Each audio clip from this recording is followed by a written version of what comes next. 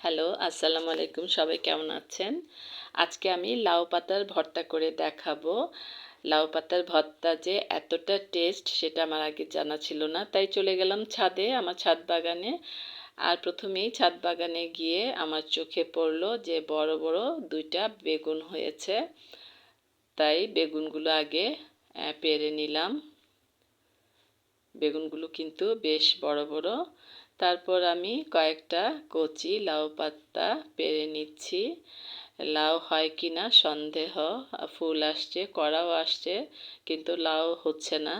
তাই ভাবলাম পাতাগুলোকে নিয়ে ভর্তাটা তৈরি করি। আর এরকম ফ্রেশ পাতা, তাই নিয়ে নিচ্ছি কতগুলো পাতা। এই পাতাগুলো তুলে নিলাম। এখন আমি ভর্তাটা করে দেখাচ্ছি। লাউ পাতার ভর্তা। পাতাগুলোকে প্রথমে আমি ভালো করে ধুয়ে নিয়েছি, তারপর আঁশগুলো ছাড়িয়ে নিচ্ছি। আঁশগুলোকে ছাড়িয়ে নিয়ে ছোট ছোট করে কেটে আমি ভর্তাটা তৈরি করব। অনেকে কিন্তু লাউ পাতাটা সেদ্ধ করে, অনেকে তেলে ভেজে করে। আমি এই দুইটার কোনোটাই করব না। আমি কিভাবে করছি সেটাই আমি দেখাচ্ছি। আমি একটু পোড়া পোড়া ভাব এনে তারপর লাউ পাতার ভর্তাটা করব। আমি পাতাগুলো আগে বেছে নিই, তারপর এখানে একটা তেলাপিয়া মাছের অংশ দিব। যে কোনো মাছ দিয়ে কিন্তু করা যায়, এটা যার যার ইচ্ছে মতো। সবগুলো কিন্তু আমার বাছা হয়ে গিয়েছে, সব আঁশ ছাড়িয়ে নিয়েছি। এখন একটা প্যান বসিয়ে তার উপর কিন্তু আমি পাতাগুলো দিয়ে দিব। আমি কিন্তু কোনো তেল দেইনি, তেল আমি পরে দিব। আগে আমি একটা পোড়া ভাব নিয়ে আসবো পাতাগুলোর মধ্যে। আর ভর্তার মধ্যে কিন্তু এই যে পোড়া একটা ভাব আসে, সেটাই কিন্তু ভালো লাগে, পাওয়া যায়। এবার আমি কিছুটা রসুন, কয়েক কোয়া রসুন আর 3টা কাঁচামরিচ দিয়ে ঢেকে দিচ্ছি। মাছটা এই পাতাতে সেদ্ধ হবে আর পাতাগুলো কিছুটা পোড়া ভাব চলে আসবে। আর এইভাবে করলে কিন্তু ভর্তাটা একটু আঠালো হয়, না হয় ভর্তাটা একটু থকথকে হয়ে যায়। এই যে পোড়া ভাব চলে আসছে পাতাগুলোর মধ্যে, এটার টেস্টই কিন্তু একটা অন্যরকম।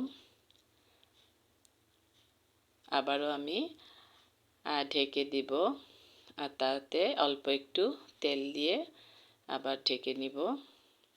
আর কয়েকটা ধনিয়া পাতা তাতে দিয়ে দিব। এই পাতাটারও কিন্তু আলাদা একটা টেস্ট আছে। এবার আরেকটু ঢেকে মাছটা যেন ভালো করে সেদ্ধ হয় ঢেকে দিচ্ছি। এবার মাছটা কিন্তু পুরোপুরি সেদ্ধ হয়ে গিয়েছে। এখন উঠিয়ে কাঁটাগুলো বেছে আমি পাটায় পিষে নেওয়াবো। আর পাটায় পিষা ভর্তাই কিন্তু একটু অন্যরকম হয়। কারোর যদি পেশার কোনো ব্যবস্থা না থাকে ব্লেন্ড করে নিতে পারেন, কিন্তু ব্লেন্ড করলে আমার মনে হয় না যে ভর্তাটা এত টেস্ট হবে। ভর্তার টেস্ট কিন্তু বাটাতেই হয়। ব্যাস, এবার আমি এটা উঠিয়ে কাঁটাগুলো হাত দিয়ে ভালো করে বেছে তারপর পাটায় পিষে নেওয়াবো। ব্যাস, এখন উঠিয়ে ভালো করে কাঁটাগুলো হাত দিয়ে বেছে নিয়েছি। এখন পাটায় পিষার পালা। আর এইভাবে ভর্তাটা করলে ভর্তাটা খুবই আঠালো হয়। এখন একটু মিহি করে ভর্তাটা করে নিচ্ছি। লবণ কিন্তু আমি আগে দেইনি, এখন দিয়েছি। আর পেঁয়াজ দিব। আর পেঁয়াজটা কিন্তু আধা ছেঁচা হবে, মিহি হবে না।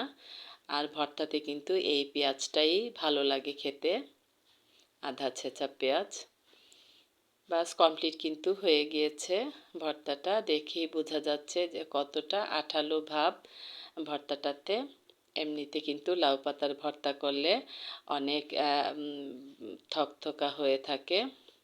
এইভাবে একবার করে দেখবেন, আশা করি ভালো লাগবে। আমার কাছে খুবই ভালো লাগে এই ভর্তাটা। তাহলে আজকে এখানে বিদায় নিচ্ছি। আল্লাহ হাফেজ।